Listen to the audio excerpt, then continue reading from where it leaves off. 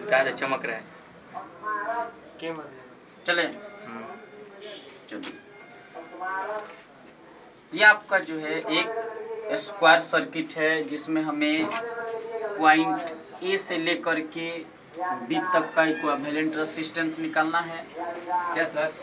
परीक्षा में जब सवाल आपका रहता है तो उसमें कुछ ऐसे डिफिकल्ट सर्किट देते हैं जिसमें आपको सीरीज और पैरेलल का कॉम्बिनेशन आसानी से समझ में नहीं आता है। ये आपका एक स्क्वायर सर्किट है जिसमें प्रत्येक रेजिस्टेंस आपका जो है आर ओम का है। और इस सवाल को हमें सिंप्लीफाई करना है, यानी कि ए से बी का हमें इक्विवेलेंट रेजिस्टेंस निकालना है। तो ए से बी के लिए ना तो इसमें कोई रेजिस्टेंस आपका सीरीज में और ना ही कोई पैरेलल है, तो इसको सिमेट्रिसिटी से आप सिंप्लीफाई कर सकते हैं। कैसे सिंप्लीफाई करेंगे? पहले आप इस पॉइंट को x और इस पॉइंट को आप y मान लीजिए, और इस पॉइंट पर पोटेंशियल और इस पॉइंट पर पोटेंशियल आप पहले देख लीजिए।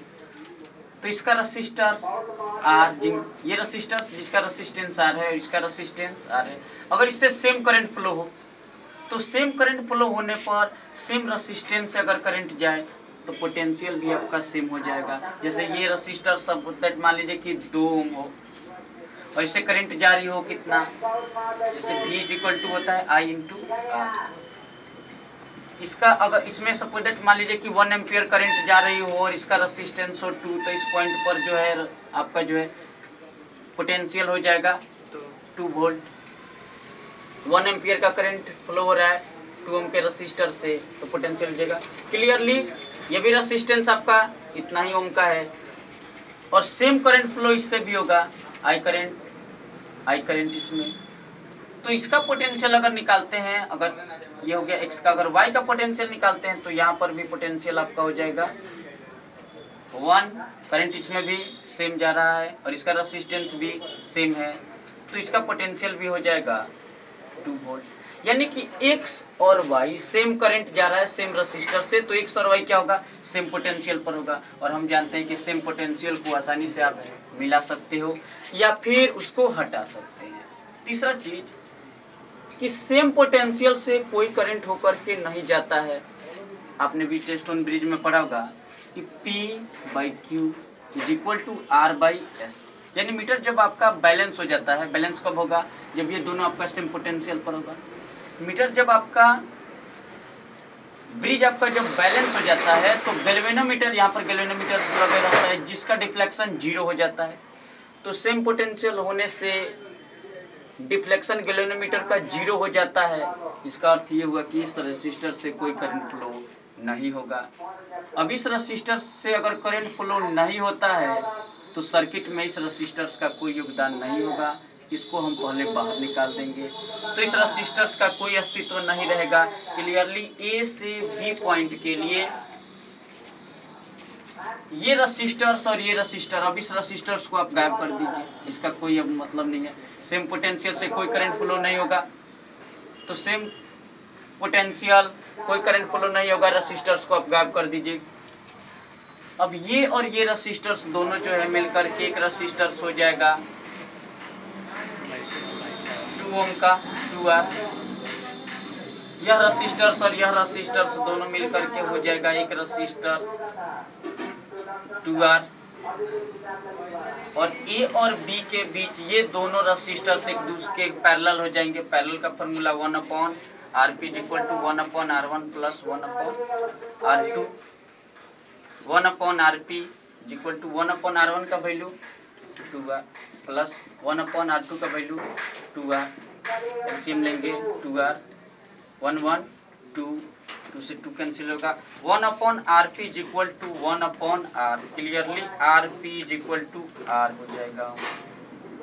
यानी कि A से लेकर के B के बीच आपका जो रेजिस्टेंस होगा वो किसी एक के बराबर हो जा रहा है। अगर ये आपका अगर ईच रेजिस्टेंस अभी R ओम तो आपका R ओम हो जाएगा। अगर प्रत्येक रेजिस्टेंस आपका 4 ओम का हो तो आंसर 4 ओम हो जाएगा। तो AB के लिए ये 2 रेजिस्टर्स हो गए पैरेलल दोनों मिलकर के हो जाएंगे 2R और 2R। पैरेलल में जोड़ेंगे तो कितना हो जाएगा R। ये आपका ए से बी तक का रेसिस्टेंस इक्विवेलेंट रेसिस्टेंस हो जाएगा। क्लियरली? जैसे सवाल अब आपका कुछ ऐसे होगा,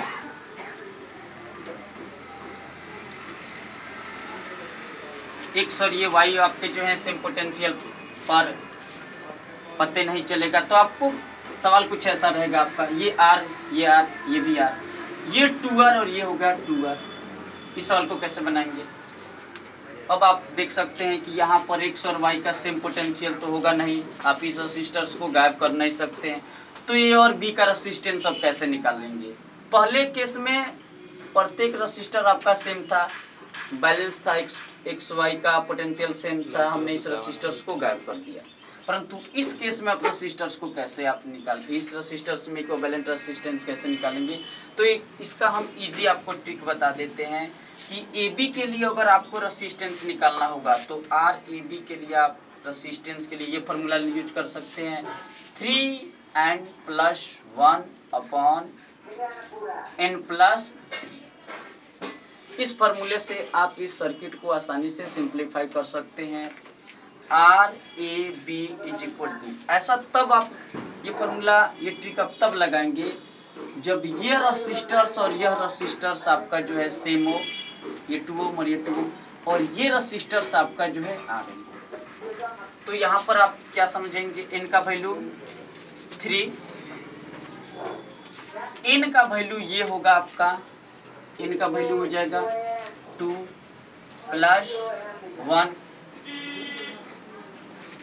ये हो जाएगा आपका n का वैल्यू 2 + 3 × 2 + 1 अपॉन n+3, n का value 2 + 3 × R A B equivalent resistance हो जाएगा, ये 2 × 3 आपका हो जाएगा 6 + 1 7 अपॉन 5 आर, ये हो गया आपका इक्विवेलेंट रेसिस्टेंस ए बी का। कब? जब ये रेसिस्टर्स आपका 2R, ये 2R हो। क्लियरली? अगर यहाँ पर 3R हो तब इसका आंसर कितना आएगा? देखिए n का वैल्यू, अब इस केस में आप क्या समझेंगे? 3 समझेंगे। आइए ए बी का रेसिस्टेंस हम आपको फिर से निकाल के बताएं, 3 रखेंगे, n का वैल्यू अब क्या रखेंगे? 3 रखेंगे, तो यहाँ पर 3 रखेंगे प्लस 1 रखेंगे बटा n का वैल्यू क्लियरली आप क्या रखेंगे?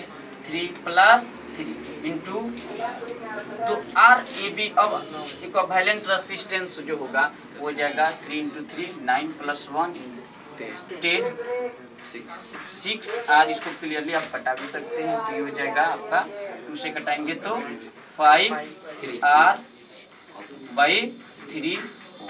इसी प्रकार से आप 4 ओम 6 ओम 8 ओम पर किसी पर भी आसानी से आप ए और बी के लिए रेसिस्टेंस आसानी से निकाल सकते हैं। ये आपका एक इजी ट्रिक हो गया। जब आपका ये फॉर्मूला तब लगाएंगे जब P/Q does not equal to R/S, जब आपका मीटर ब्रिज आपका बैलेंस नहीं हो, तो आप इस ट्रिक से आसानी से इनका वैल्यू इसको आप लेंगे और आसानी से आप निकाल। क्लियर?